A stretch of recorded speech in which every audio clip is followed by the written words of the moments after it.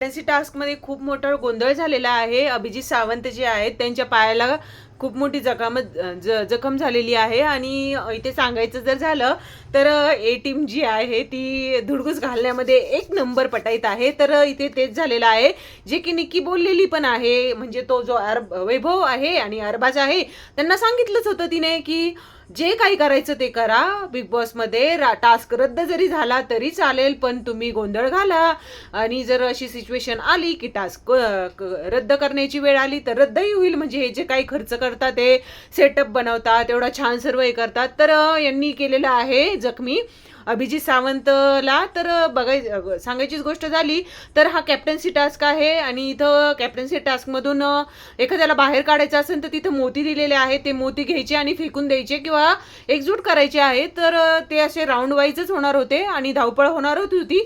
तर त्या धावपळीमध्ये निक्की जोरजोरात म्हणत होती की अभिजितला पकडा, अभिजितला पकडा.